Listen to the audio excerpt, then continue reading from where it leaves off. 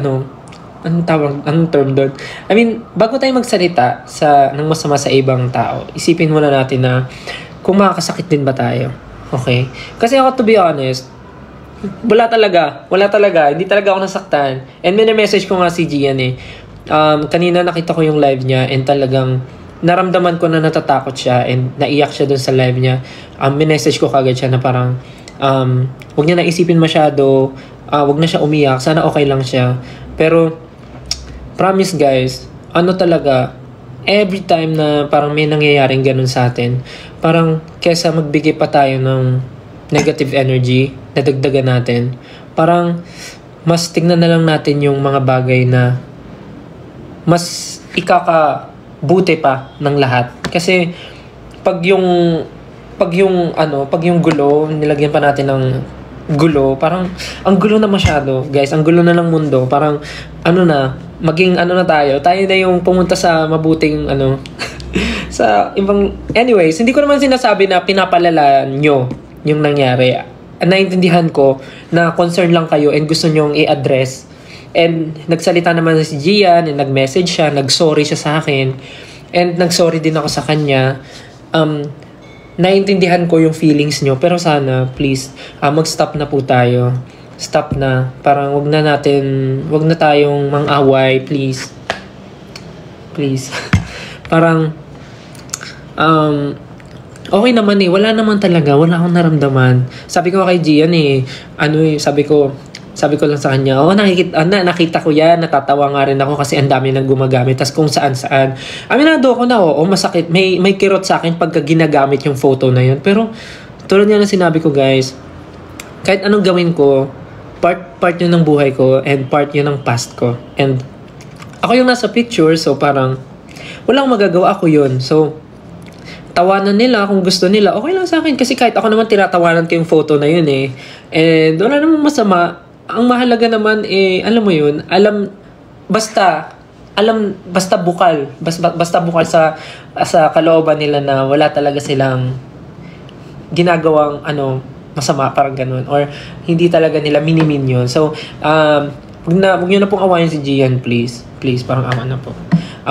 Goods kami ni Gian, we're friends, and never talaga ako na nasaktan or nagkaroon ng sama ng loob dahil dun sa na-like niya na photo, na-like niya na post. Parang kahit ako rin siguro kung tatawanan, hindi, joke lang. Parang naman, parang understandable naman, and I know it's an honest mistake, and hindi siya nagmi-mean ng harm, parang gano'n. So, parang stop na. Okay na yun. Na-explain naman niya na yung side niya and I totally understand din yung pinanggagalingan nyo. So, okay na. Please. Yun lang naman yung gusto kong sabihin. And, ayun, yung sa mga patuloy na bashing ngayon, kasi ang dami ko rin nababasa eh. Like, pati yung show na The Voice, parang nadadamay na. Pati yung pagiging coach namin ni Pablo, parang nadadamay na rin. So, parang hanggat pumapatol kasi tayo, hahanap sila ng butas na parang mababato pa sa atin. So, kahit halata na natin na, alam niyo yun, na sinasadya nila na humanap ng butas, huwag yan napansinin. Huwag na natin bigyan ng platform pa. Kasi, parang ikinatutuwa pa nila yan pag pinapansin natin sila. So, parang fulfilling yan sa feelings nila. Pagka napansin natin sila and feeling nila valid, ayan, sobrang dinadamdam natin yung sinasabi nila. So yun, tingnan nyo, pag hindi nyo pinapansin yan, magsasawa rin yan mga yan. So yun lang naman, parang ang main lesson is manahimik. Ang main lesson dito ay kalmahan mo at minsan bitawan mo ang cellphone mo, mag-enjoy ka sa buhay mo, parang ganun. Kasi naintindihan ko naman guys, nag-enjoy kayo sa fangirling, excited kayo makakuha ng updates from us, and parang excited kayo sa mga releases namin. But I know rin naman na meron tayong buhay outside SB19, outside social media, and may mga personal tayong buhay at lahat tayo ay may goals. So, parang, alam ko naman na may time na kailangan nyo rin ng oras sa sarili nyo. So, pag may mga ganong time na parang, for example, hindi mo na talaga kaya, yung feeling mo papatol ka na, yun na siguro yung time para bitawan mo yung phone mo at mag-enjoy ka, pumunta ka sa mall, mag-grocery ka, maghugas ka ng plato, magwalis ka, mag-mop ka, maglaro ka sa labas, may paglaro ka sa friends mo, gano'n. So, yun lang naman. Iwas na kayo sa patol. Kasi, ngayon, di ba, alam nyo naman na every time na pumapatol kayo, minsan, parang, di ba? So, parang kung ayaw nyo mabalik sa inyo yung sisi, huwag tayo pumatol, di ba?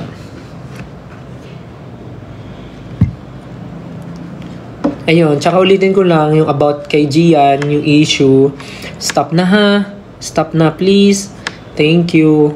Kasi, nag-message na si Gian, nag-sorry na siya, and lahat naman tayo dito, I'm sure, may natutunan tayong lesson. Kaya, imbis na mag-away-away pa tayo at magkagulo-gulo, let's be the bigger person. Yes, bigger person. Hindi, maging na lang tayo, maging mapagkumbaba, maging maunawa, and isihan lang natin, life goes on. Mas okay na maging masaya kesa stress tayo sa buhay. Tingnan nyo pag wala kang problema, nakaka-fresh. Nakaka-fresh? Ito ba yun? Anyways, yun lang naman yung gusto kong sabihin kasi ayoko naman na lumala pa yung mga bagay-bagay. Syempre dito sa industry, maliit lang naman to eh. Kami-kami lang yung magkikita. So ayoko naman na magkaroon ng awkward feeling or beef. Beef! Ayaw mo ng pork. Hindi, anyways. Yun lang naman. Ayoko naman kasi ng ganung feeling. Kahit naman sa inyo ayoko naman na may may tampuhan. Kasi pag may tampuhan tayo, hindi ko kayo papauwiin sa bahay. It's a minute. Joke lang.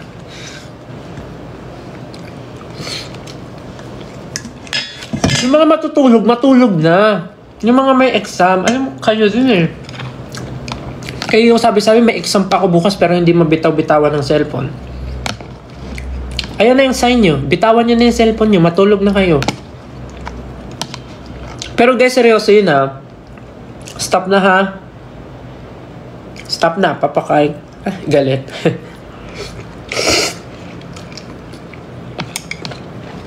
Sayaan nyo yung mga basher. Hayaan nyo sila mapagod ka kadut-dut ng cellphone. Alam mo, natutuwa nga ako eh. Kasi, biruin mo, kahit sabihin nilang basher sila, nagbibigay sila ng oras. Like, example, sinesave nila yung picture ko sa cellphone nila. Effort yun. Sinesave nila. Tapos, iisip sila ng caption. Yung feeling nila makakasakit sa akin. Effort yun. And then, syempre mga walang wifi yan, for sure. Mga yan, magpapaload. Effort yun. Kagasa sila ng pera. Ano pa ba? Tapos magta-type yan ng caption. Effort yun. Ipopost nila. Tapos para humaba yung para uminga yung post nila, lahat ng comments doon, reply nila. Effort yun. So thank you so much sa mga nang mabash po. Napaka-effort nyo po. Maraming salamat. Kaya hindi ko po masabing basher kayo eh. Kasi ramdam na ramdam ko po yung effort nyo sa akin. Hindi ko maramdaman yung bash nyo. Galingan nyo pa. Galingan! Hindi, joke lang. Baka ma-trigger sila lalo. Pero yun lang. Ganun lang gawin nyo. Parang kesa ma-stress kayo. Naku, hayaan nyo silang mapagod mag-post ng picture ko. Hayaan nyo sila. Di nyo ba alam sa kakapost nyo nila ng picture ko, mas lalo akong nakikilala. Sabihin ang yabang ko. Kakapost sila ng picture ko, kahit yung mga old photos ko pa na wala pa akong budget pang kain. Yung pinopost nila na payat ako. Tapos yung pinopost nila na wala pa akong skincare. Nako. Post nyo lang po yan para mas makilala pa po ako. Ako po si Stel. Coach Tel po ng The Voice, member din ng SB19. Nag-perform din po kasama si si Mr. David Foster. Nag-perform din po ako kasama si Mr. Louie Ocampo. Nag-perform na rin po ako kasama si Mr. Ryan Cayabyab. Nakasama ko na rin po mag-perform sa stage si Mr. Jim Velasquez. Nag-perform na rin po ako kasama si Jamie Miller. Tapos may mga collab pa po akong international artist na si... Yabang. Pero yun guys, ganun lang. Ano lang, mas hanapin natin yung positive side, yung brighter side ng everything. Siyempre, kaya naman nila ginagawa yan kasi success. Joke lang! Alam mo, ang yabang ko na, no? Ayun lang, siguro pwede niyo ako i-bash na SB19 Stel, ang yabang na, ganun. SB19 Stel, ang taas ng tingin sa sarili. Ganun. Member ng P-pop boy group na SB19 Stel, ang taas na ng ihi. Ganon. Pwede yan, mga headliner. SB19 Stel, nagbibilang ng achievement sa TikTok Live. Ganon. Dapat ganon yung mga ganon yung mga headline para masakit. Ganon. SB19 Stel, pinurga ang mga basher. Pinurga. Ay, nako. Diba? Ang saya lang, diba? Kung nambabash sila, anuhin natin. Kung hindi natin sila, hindi pwedeng, nag-effort sila. Mag-effort din tayo, guys. It's give. Bigayan to, guys.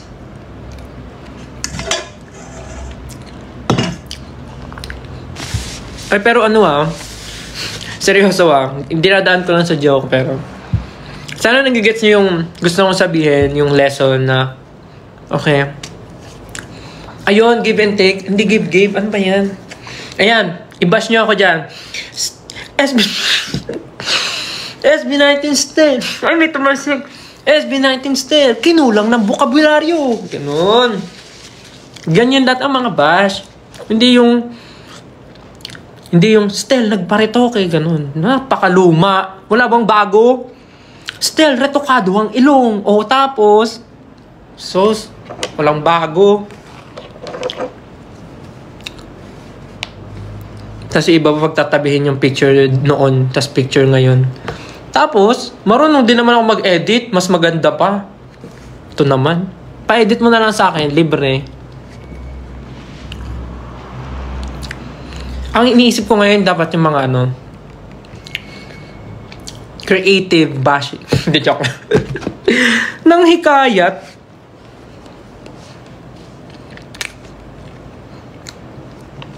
Basta yun guys, sana nagigets nyo yung point ng sinasabi ko.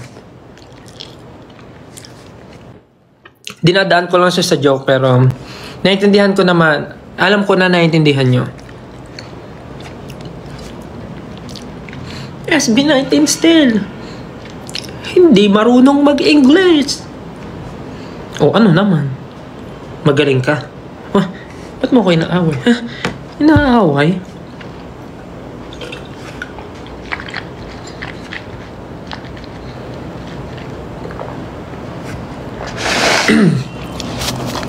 Anyways guys, tapos na ako kumain and 10:30 pa lang pala, akala ko 12 na.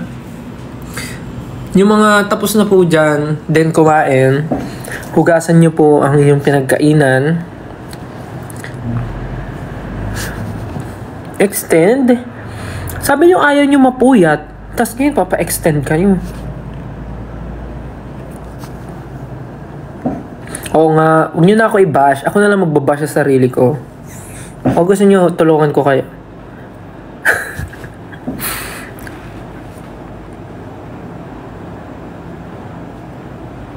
Hindi na guys, kasi pag nag-extend ako, aabutin na naman tayo ng 1:00, 2:00.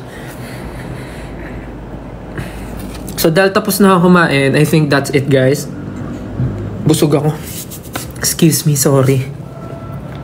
Kailangan ko nang maghugas ng mga pinagkainan ko dahil ako ay mag-skincare pa, maglalagay pa ako ng sheet mask. Bukas po, ako ay may trabaho. Kaya sana kayo ay kumilos din para sa ikakaunlad ng inyong pagkatao at ng inyong pamilya. Huwag po tayong maging tamad, okay?